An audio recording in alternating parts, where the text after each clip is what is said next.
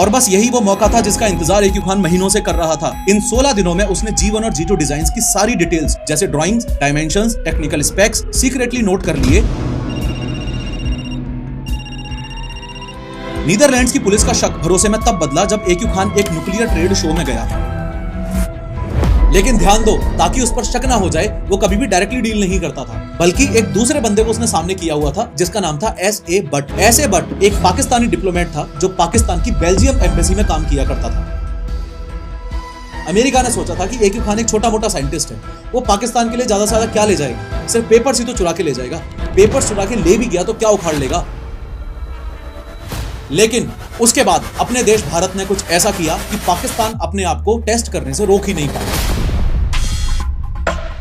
पाकिस्तान का एक nuclear scientist जो कि 1936 में इंडिया में ही पैदा हुआ, जिसका नाम था ए क्यू खान, वो पाकिस्तान में बड़ा होकर जब 36 साल का हुआ तो नीदरलैंड्स की एक न्यूक्लियर फैसिलिटी में काम करता था। वहां से उसने न्यूक्लियर बॉम्ब बनाने की टेक्नोलॉजी चुराई, वापस अपने देश पाकिस्तान में आया, उस चुराई हुई टेक्नोलॉजी की मदद से पाकिस्तान का न्यूक्लियर बॉम्ब बनाया। और जब अमेरिका को बाद में ये सब पता चला और अमेरिका ने पाकिस्तान से उस न्यूक्लियर साइंटिस्ट ए क्यू खान को सजा देने को कहा, तो पाकिस्तान ने सजा देने के नाम पर उस ए क्यू खान को बस हाउस अरेस्ट करके छोड़ दिया। आज की स्टोरी हद से ज्यादा इंटरेस्टिंग है और इस 3D एनिमेटेड वीडियो में हम अच्छे से ये समझेंगे कि पाकिस्तान जैसा हमारा गरीब पड़ोसी देश कैसे नीदरलैंड्स की चुराई हुई न्यूक्लियर टेक्नोलॉजी के दम पे खुद एक न्यूक्लियर कंट्री बना। ये बात अच्छे से समझेंगे कि एक ऐसा देश जिसमें सुई तक नहीं बन सकती, जिसमें आज भी थूक से स्लेटें साफ की जाती हैं, जिसमें बाथरूम के अंदर ये लिखा हुआ नजर आता है कि कमोड में पत्थर ना फेंकें, क्योंकि एक ऐसा मुल्क जिसमें सुई तक नहीं बन सकती, जिसमें आज भी थूक से स्लेटें साफ की जाती हैं, जिसमें बाथरूम के अंदर ये लिखा हुआ नजर आता है कि कमोड में पत्थर ना फेंकें। उस देश ने कैसे चालाकी से न्यूक्लियर बॉम्ब बनाने की टेक्नोलॉजी चोरी की और कैसे उस टेक्नोलॉजी से सिर्फ खुद का न्यूक्लियर बॉम्ब नहीं बनाया,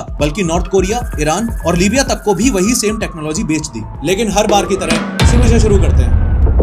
देखो, ए क्यू खान की इस कहानी को देखने में आपको तब तक मजा नहीं आ पाएगा जब तक आप भी बाकी और काफी लोगों की तरह एटम बॉम्ब, हाइड्रोजन बॉम्ब और न्यूक्लियर बॉम्ब में कंफ्यूज रहोगे। कहानी शुरू करने से पहले सिर्फ एक छोटे से एक्सप्लेनेशन की मदद से आपको ये बता देता हूँ कि कभी भी आपके सामने कोई भी अगर एटम बॉम्ब, हाइड्रोजन बॉम्ब और न्यूक्लियर बॉम्ब का जिक्र करता है तो उसका एग्जैक्ट मीनिंग क्या है। सबसे पहले तो ये याद रखो कि न्यूक्लियर बॉम्ब एक अम्ब्रेला टर्म है, यानी कि ये एक ऐसा शब्द है जो आम भाषा में यूज कर लिया जाता है। अगर कोई बोले एटम बॉम्ब तो उसका मतलब भी हुआ कि वो न्यूक्लियर बॉम्ब की बात कर रहा है, और अगर कोई बोले हाइड्रोजन बॉम्ब तो उसका मतलब भी यही हुआ कि वो न्यूक्लियर बॉम्ब की बात कर रहा है। तो असल में न्यूक्लियर बॉम्ब की बात अगर कोई करता है तो हो सकता है या तो वो एटम बॉम्ब की बात कर रहा हो या फिर हाइड्रोजन बॉम्ब की बात कर रहा हो। डिफरेंस असल में इन नीचे वाले दोनों में होता है। एटम बॉम्ब कम पावरफुल होता है और हाइड्रोजन बॉम्ब एटम बॉम्ब से 100 गुना ज्यादा पावरफुल होता है। एटम बॉम्ब और हाइड्रोजन बॉम्ब की साइंस और काम करने का मैकेनिज्म भी एकदम अलग अलग है, लेकिन उस बारे में अपन आज बात नहीं करेंगे। बस 100 बात की एक बात ये हुई कि अगर आपको कोई बोले कि इंडिया एक न्यूक्लियर पावर नेशन है या न्यूक्लियर कंट्री है, तो हो सकता है इंडिया के पास एटम बॉम्ब हो या फिर हाइड्रोजन बॉम्ब हो या फिर दोनों ही हों। वैसे इंडिया और पाकिस्तान के पास एटम वर्सेस हाइड्रोजन बॉम्ब जैसे न्यूक्लियर वॉरहेड्स में से क्या क्या है वो मैं आपको आगे बताऊंगा।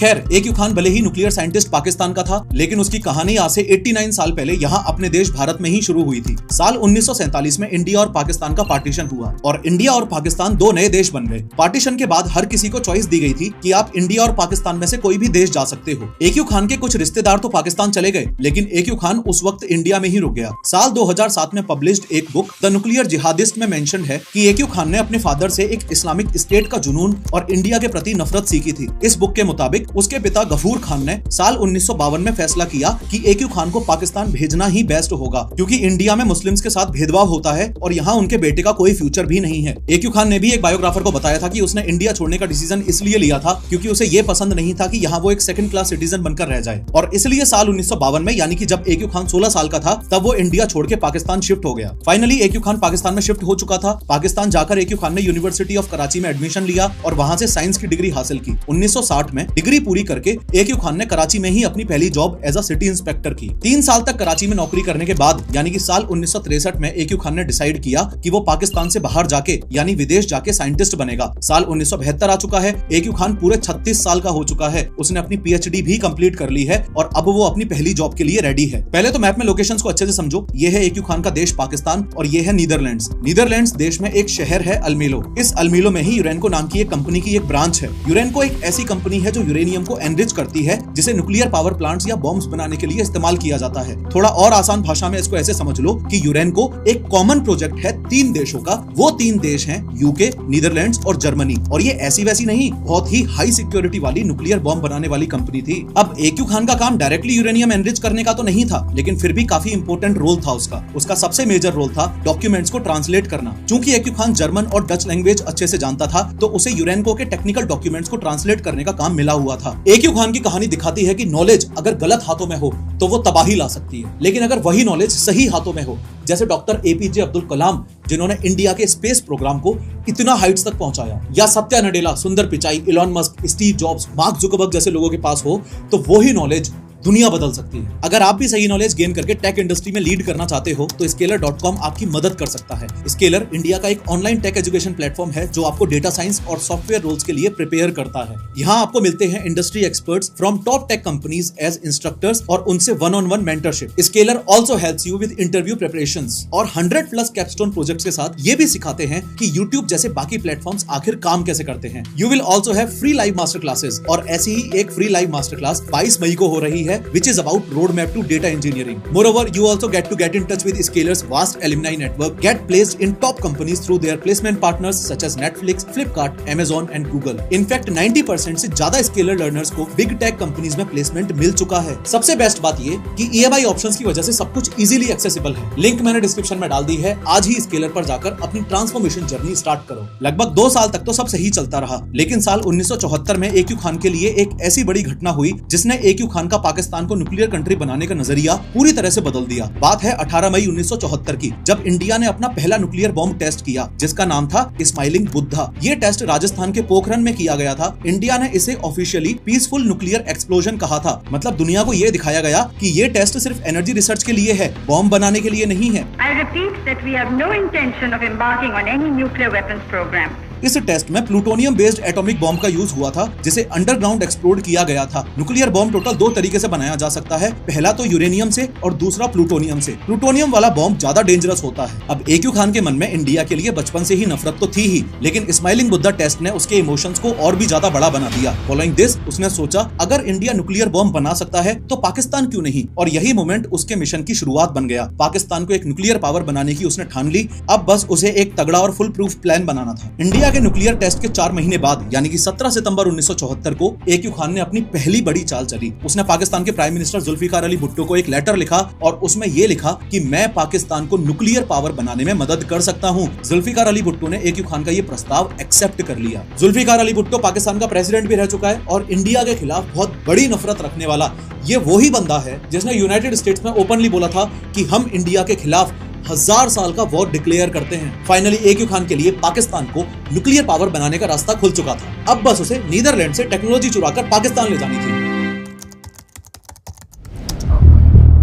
एक रोज एक्यू खान नीदरलैंड्स के अल्मेलो शहर की लैब में काम कर रहा था। उसे पता चला कि उस लैब में जर्मनी के 2 एडवांस्ड सेंट्रीफ्यूग आने थे। इन सेंट्रीफ्यूग्स का नाम था G1 और G2। जी इसलिए लगा हुआ है क्योंकि जर्मनी के थे। सेंट्रीफ्यूग एक मशीन होती है जो घूम के यूरेनियम के पार्टिकल्स को अलग करती है। हल्का यूरेनियम ऊपर चढ़ जाता है और हैवी नीचे रह जाता है। इस प्रोसेस से एनरिच्ड यूरेनियम मिलता है जो न्यूक्लियर बॉम्ब बनाने के काम आता है। कुछ वॉशिंग मशीन जैसा ही समझ लो, जैसे उसके अंदर कपड़े और पानी घूमता है, कुछ वैसा ही। एक्यू खान को जर्मन और डच लैंग्वेज अच्छी तरह आती थी और उसका काम था टेक्निकल डॉक्यूमेंट्स ट्रांसलेट करना। तो जर्मनी के जो 2 एडवांस्ड सेंट्रीफ्यूग G1 और G2 के डिजाइन्स आए थे उन्हें जर्मन से डच में ट्रांसलेट करने का काम एक्यू खान को ही दिया गया था। ये काम उसने 16 दिन तक किया और इस दौरान वो बिल्कुल अकेले काम कर रहा था। ना उसे कोई देखने वाला था और ना ही उसे कोई चेक करने वाला था। और बस यही वो मौका था जिसका इंतजार एक्यू खान महीनों से कर रहा था। इन 16 दिनों में उसने G1 और G2 डिजाइन्स की सारी डिटेल्स जैसे drawings, dimensions, technical specs secretly note कर लिए। एक्यू खान ने सिर्फ मशीन का डिजाइन नहीं लिया बल्कि ये भी पता किया कि यूरेनको अपने सेंट्रीफ्यूग बनाने के लिए सामान कहां से खरीदता है। उसने सप्लायर कंपनीज की एक डिटेल्ड लिस्ट कॉपी कर ली जिसमें 100 से ज्यादा कंपनीज के नाम थे और यहीं से शुरुआत होती है दुनिया की सबसे बड़ी न्यूक्लियर चोरी की। इनफैक्ट इसी लिस्ट के जरिए आगे जाकर पाकिस्तान वाले भी सेंट्रीफ्यूग बनाने में यूज होने वाले पार्ट्स खरीदेंगे। यहाँ इस बात की क्लैरिटी भी रखना कि ये जो सिलेंड्रिकल शेप्स के सेंट्रीफ्यूग्स आपको दिख रहे हैं ये नहीं चुराए थे। इनकी टेक्नोलॉजी का ब्लूप्रिंट यानी कि एक तरीके से डॉक्यूमेंट्स और ड्राइंग्स ही मान लो ये, और सोर्सेज लिस्ट यानी कि न्यूक्लियर बॉम्ब बनाते वक्त कौन सा सामान कहां से खरीदना है, इस चीज के सोर्सेज, ये सब चुराया था। ये सब चोरी करने के बाद ऐसा नहीं हुआ कि एक्यू खान डायरेक्टली नीदरलैंड से पाकिस्तान भाग गया हो। उसने नीदरलैंड्स में रहते हुए ही पाकिस्तान में जाकर एटम बॉम्ब बनाने के लिए जो पार्ट्स चाहिए थे उन पार्ट्स का इंतजाम करना शुरू कर दिया। AQ खान ने जो सोर्सेज लिस्ट चुराई थी उस लिस्ट के दम पे उसने अलग अलग कंपनी से पार्ट्स खरीदने शुरू कर दिए। लेकिन ध्यान दो, ताकि उस पर शक ना हो जाए, वो कभी भी डायरेक्टली डील नहीं करता था, बल्कि एक दूसरे बंदे को उसने सामने किया हुआ था जिसका नाम था S.A. बट। S.A. बट एक पाकिस्तानी डिप्लोमेट था जो पाकिस्तान की बेल्जियम एम्बेसी में काम किया करता था। कमाल की बात यह है कि ये सब कुछ नीदरलैंड्स पुलिस की नाक के नीचे हो रहा था। नीदरलैंड्स की पुलिस को बीच में शक भी हुआ था।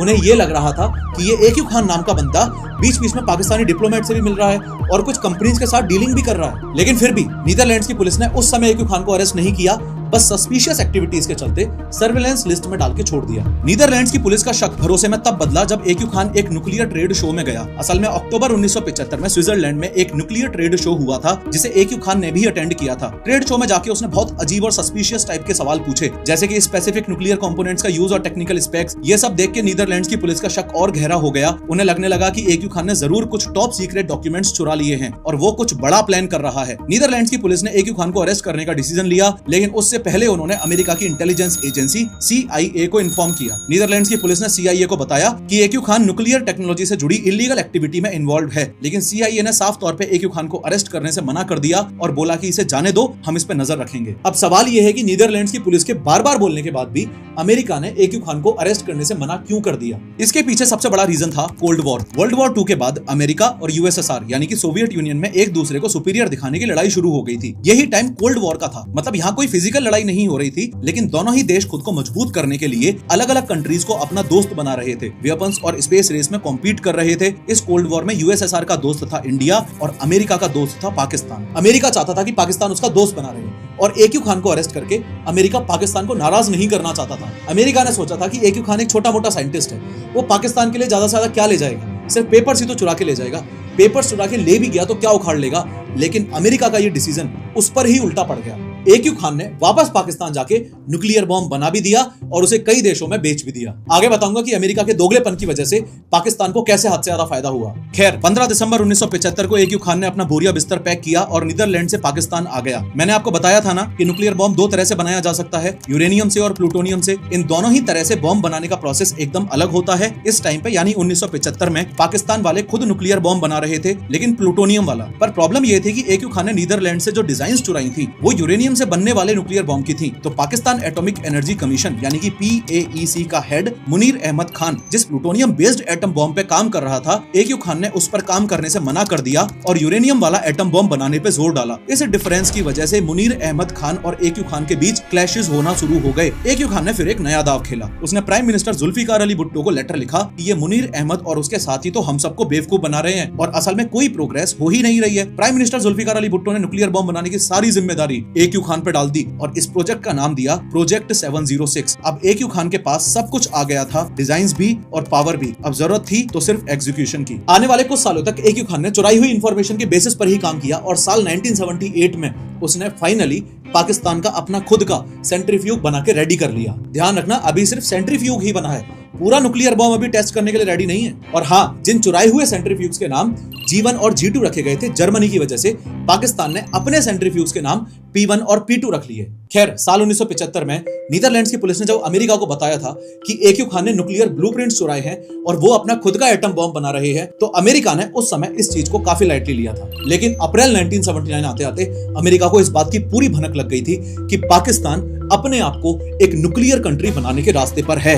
इसी रीजन से अमेरिका ने पाकिस्तान पर सैंक्शंस लगा दिए और उसको न्यूक्लियर बॉम्ब बनाने से रोक दिया। इस सैंक्शन के बाद AQ खान ने एक जर्मन न्यूज मैगजीन को अपना इंटरव्यू दिया था और कहा था, क्या ये अमेरिका वाले अपने आप को दुनिया का ठेकेदार समझते हैं क्या इनको किसी गॉड से परमिशन मिली हुई है क्या कि खुद के पास हजारों न्यूक्लियर बॉम्ब इकट्ठे कर लो और हर महीने धमाके करते रहो? अगर हम एक छोटा सा न्यूक्लियर प्रोग्राम शुरू करें तो हम शैतान हैं। लेकिन चूंकि कोल्ड वॉर अभी खत्म थोड़ी ना हुआ था, इसलिए इसी साल 1979 में ही क्रिसमस पर सब कुछ बदल गया और अमेरिका ने खुद के गिरगिट होने का सबूत दुनिया को एक बार फिर से दिया। इस पूरी स्टोरी को समझने के लिए एक बार इस मैप को देखो। ये है USSR और ये है अफगानिस्तान। अफगानिस्तान से इतनी दूर है ये US और अफगानिस्तान के जस्ट चिपका हुआ है पाकिस्तान। कोल्ड वॉर में अपनी सुप्रीमेसी झाड़ने के लिए 25 दिसंबर 1979 को USSR ने अफगानिस्तान पर अटैक कर दिया। अब अमेरिका वालों ने प्लान बनाया कि USSR को हराने के लिए अफगानिस्तान के लोकल फाइटर्स यानी कि मुजाहिदीन को हम सपोर्ट करेंगे। मुजाहिदीन को सपोर्ट करने के लिए एक बकरा चाहिए था और वो बकरा था पाकिस्तान। अब चूंकि पाकिस्तान पाकिस्तान और अफगानिस्तान के बॉर्डर्स टच होते हैं तो पाकिस्तान ही एक सेफ रूट दे सकता था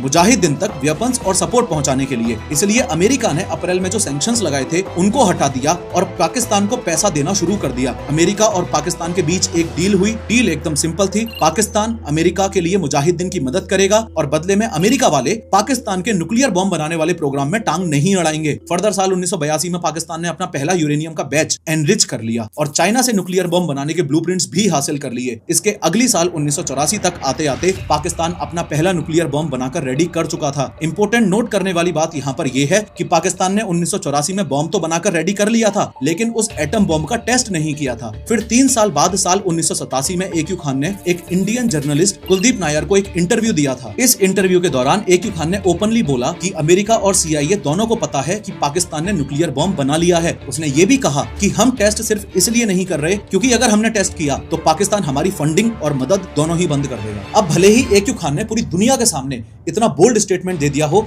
लेकिन पाकिस्तान एज अ कंट्री इस बात को एक्सेप्ट ही नहीं कर रहा था कि उन लोगों ने न्यूक्लियर बॉम्ब बना लिया है। गजब की बात यह है कि साल 1998 तक यानी कि पूरे 14 सालों तक पाकिस्तान अपने न्यूक्लियर बॉम्ब को लेकर चुपचाप बैठा रहा और दुनिया में किसी को नहीं पता चलने दिया कि उसके पास न्यूक्लियर बॉम्ब है और ना ही कोई टेस्ट किया। लेकिन उसके बाद अपने देश भारत ने कुछ ऐसा किया कि पाकिस्तान अपने आप को टेस्ट करने से रोक ही नहीं पाया। अगर आपने जॉन अब्राहम की ये मूवी परमाणु द पोखरण स्टोरी देखी होगी तो आप समझ गए होंगे कि मैं किस टेस्ट की बात कर रहा हूँ। जो अभी भी नहीं समझ पा रहे उनको बता दूं कि साल 1998 के दूसरे हफ्ते में इंडिया ने अपना सेकंड न्यूक्लियर टेस्ट किया था जिसका नाम रखा गया था ऑपरेशन शक्ति। यहाँ ही इंडिया ने अपनी no first use policy adopt की थी। आपको ये बात अच्छे से पता होनी चाहिए कि इंडिया और पाकिस्तान दोनों ही देश ऐसे हैं कि दोनों के पास ही न्यूक्लियर बॉम्ब्स हैं, लेकिन India no first use policy follow करता है और Pakistan no first use policy follow नहीं करता। कि हम परमाणु हथियारों का प्रयोग करने में पहल नहीं करेंगे। No first use. एटमी हथियार रक्षा के लिए भी हो सकते।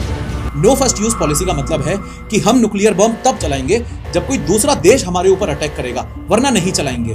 लेकिन पाकिस्तान का मानना ऐसा नहीं है। मतलब अगर जरूरत पड़ी तो पाकिस्तान न्यूक्लियर वेपन का यूज पहले भी कर सकता है बिना किसी दूसरे देश का इंतजार किए। 11 से 13 मई 1998 के बीच इंडिया का सेकंड न्यूक्लियर टेस्ट होने के बाद पाकिस्तान को लगा कि हम क्यों दुनिया से पीछे रहें, हम भी दुनिया को बताएंगे कि हमारे पास भी न्यूक्लियर बॉम्ब है। इसी के चलते पाकिस्तान ने 28 से 30 मई 1998 के बीच अपने शहर चगाई में अपना पहला ऑफिशियल न्यूक्लियर टेस्ट किया। इस टेस्ट के बाद AQ खान ने बोला था कि हम तो कभी न्यूक्लियर वेपन बनाना ही नहीं चाहते थे, हमें तो न्यूक्लियर वेपन बनाने के लिए इंडिया ने फोर्स किया। इन शॉर्ट इंडिया पे ब्लेम डाल दिया और यहीं से शुरुआत हुई थी इस्लामिक बॉम्ब की। ये मैं अपने मन से नहीं कह रहा, ये नाम वेस्टर्न कंट्रीज ने दिया है क्योंकि पाकिस्तान ऐसा पहला मुस्लिम देश बना जिसके पास न्यूक्लियर बॉम्ब था। इस न्यूक्लियर टेस्ट के बाद AQ खान पाकिस्तान की जनता के लिए भगवान ही बन गया। पाकिस्तानियों के हिसाब से AQ खान ने ही उनके देश को एक न्यूक्लियर कंट्री बनाया था, लेकिन उन्हें क्या पता था कि उनके देश के न्यूक्लियर कंट्री बनने की कहानी में उनसे इतना बड़ा ये चोरी करने वाला जो ये पूरा एंगल है ये छुपाया जा रहा है। खैर, इस सब के बाद AQ खान ने ये चोरी की हुई न्यूक्लियर बॉम्ब बनाने वाली टेक्नोलॉजी सिर्फ खुद तक ही सीमित नहीं रखी, बल्कि वो उसके बाद ब्लैक मार्केट में उतर गया। उसने वो टेक्नोलॉजी नॉर्थ कोरिया, लीबिया और ईरान को भी बेच दी। कहा जाता है कि नॉर्थ कोरिया जैसे खतरनाक और अनसेफ देश को एक न्यूक्लियर कंट्री बनाने में AQ खान का बहुत बड़ा हाथ था। AQ खान को 2 बार पाकिस्तान का सबसे बड़ा सिविलियन अवार्ड निशान-ए-इम्तियाज दिया गया था। पहली बार 1996 में और दूसरी बार 1998 में चगाई न्यूक्लियर टेस्ट के बाद। इवन AQ खान इतना फेमस था कि उसकी फोटोज दुकानों, ट्रक्स, ऑटो में भी लगी रहती थी। अपनी इस पॉपुलैरिटी की वजह से AQ खान ने साल 2012 में एक पार्टी बनाई, तहरीक-ए-तहफूज पाकिस्तान, यानी कि सेफ पाकिस्तान मूवमेंट, और सोचा कि पाकिस्तान में लोगों की रिस्पेक्ट के बेस पर वो वोट जीत जाएगा। लेकिन जब 2013 के नेशनल इलेक्शंस में उसकी पार्टी के 111 कैंडिडेट्स में से एक भी नहीं जीत पाया तो AQ खान ने 1 साल के अंदर ही अपनी पार्टी डिसॉल्व कर दी। साल 2021 में कोविड-19 की वजह से AQ खान की मौत हो गई। अगर फिलहाल की कंडीशन कंपेयर की जाए तो इंडिया के पास टोटल 172 न्यूक्लियर वॉरहेड्स हैं और पाकिस्तान के पास टोटल 170 न्यूक्लियर वॉरहेड्स हैं। लेकिन ध्यान रखना, अपने 4 दोस्तों के बीच थड़ी पे बैठ के जब आप इंडिया वर्सेस पाकिस्तान की न्यूक्लियर कैपेसिटी की हाई लेवल मीटिंग करोगे तो आपकी बात में असल में वजन तब होगा जब आप ऐसे जनरलाइज्ड तरीके से न्यूक्लियर बॉम्ब ना बोल के atom bomb versus hydrogen bomb के बारे में बहुत स्पेसिफिकली बात करोगे। क्योंकि ये तो मैंने आपको बता ही दिया है ना कि हाइड्रोजन बॉम्ब एटम बॉम्ब से 100 गुना ज्यादा पावरफुल होता है। तो सुनो, पाकिस्तान के पास जितने भी न्यूक्लियर बॉम्ब्स हैं वो सारे के सारे ही एटम बॉम्ब हैं। उनके पास एक भी हाइड्रोजन बॉम्ब नहीं है। पाकिस्तान ने कभी भी हाइड्रोजन बॉम्ब का क्लेम किया ही नहीं, ना टेस्ट ना ही अनाउंसमेंट। लेकिन इंडिया ने 1998 के पोखरण 2 टेस्ट में 5 न्यूक्लियर डिवाइसेस टेस्ट किए थे। उनमें से एक डिवाइस को थर्मोन्यूक्लियर बॉम्ब यानी कि हाइड्रोजन बॉम्ब बोला गया था। DRDO साइंटिस्ट जैसे डॉक्टर APJ अब्दुल कलाम और अनिल कोकड़कर ने क्लेम किया था कि हाइड्रोजन बॉम्ब का टेस्ट सक्सेसफुल था, लेकिन कुछ इंडिपेंडेंट साइंटिस्ट जैसे डॉक्टर संतनाम ने बोला था कि हाइड्रोजन बॉम्ब पूरी तरह नहीं फटा, यील्ड एक्सपेक्टेड से कम था। फिर भी इंडिया के पास डिजाइन और टेक दोनों है, सो कैपेबिलिटी तो डेफिनेटली है, लेकिन फुल सक्सेस और रिलायबिलिटी पर थोड़ा सा डाउट है। इसका मतलब हो सकता है कि दोनों देशों के न्यूक्लियर वॉरहेड्स के नंबर आपको बराबर दिख रहे हो, पर इंडिया थर्मोन्यूक्लियर कैपेबिलिटी में पाकिस्तान से काफी आगे है। पूरी दुनिया की अगर बात की जाए तो फिलहाल टोटल 12,400 न्यूक्लियर वॉरहेड्स हैं सारे देशों को मिला के, जिसमें से 90% वॉरहेड्स तो रशिया और अमेरिका के पास ही हैं। सबसे ज्यादा रशिया के पास हैं 5,580, उसके बाद अमेरिका के पास 5,225, उसके बाद चाइना के पास 600, फिर फ्रांस के पास 290, फिर यूनाइटेड किंगडम के पास 225, फिर इंडिया के पास 172, फिर पाकिस्तान के पास 170, फिर इजराइल के पास 90 और फिर नॉर्थ कोरिया के पास 50। एक बार फिर से याद दिला दूं कि स्केलर का लिंक नीचे मैंने डिस्क्रिप्शन में डाल रखा है, उस पर क्लिक करके आप स्केलर की free live master class attend कर सकते हो। कितनी विचित्र बात है ना कि सबसे कम न्यूक्लियर वॉरहेड्स नॉर्थ कोरिया के पास ही हैं, लेकिन फिर भी सबसे ज्यादा डर नॉर्थ कोरिया का ही है। वहां का डिक्टेटर ही ऐसा है, जब मर्जी पड़ेगी तभी फोड़ देगा। खैर, इस वीडियो में मैंने बताया है कि नॉर्थ कोरिया के सबसे क्रेजीएस्ट रूल्स कौन से हैं। क्लिक करो और जरूर देखो।